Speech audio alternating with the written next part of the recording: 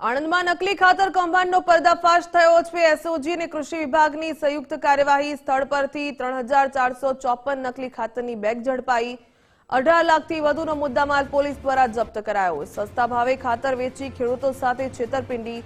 ભાવનગરના રઘુવીર સોલંકીની પોલીસે ધરપકડ કરી। આરોપીના રિમાન્ડ મેળવવા માટે પોલીસે તજવીજ હાથ ધરી।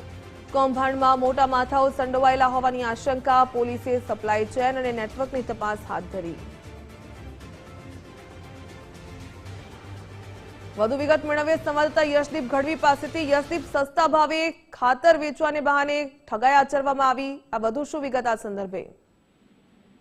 જી, જે પ્રમાણે આણંદ એસઓજી અને કૃષિ વિભાગે સંયુક્ત કાર્યવાહી કરી અને એક વડોદ ગામમાં જે નકલી ખાતરનું જે કારોબાર ચાલતો હતો તેની ઉપર દરોડા કર્યા હતા, જ્યાંથી 18 લાખ ઉપરાંતનો મુદ્દામાલ જપ્ત કરાયો હતો અને સેમ્પલને પૃથ્થકરણ માટે લેબોરેટરી ખાતે મોકલાયા હતા।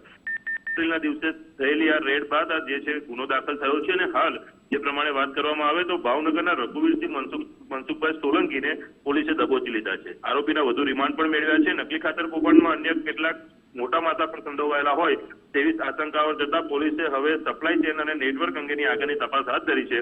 મહત્વનું છે કે જે પ્રમાણે આ નકલી ખાતરનો ઉપયોગ ક્યાં થતો હતો અને કેવી રીતના આ સમગ્ર બજારમાં પહોંચાડવામાં આવતું હતું તેને લઈને પણ અત્યારે પોલીસ આગળની તપાસ હાથ ધરી રહી છે। જી, ધન્યવાદ જાણકારી બદલ।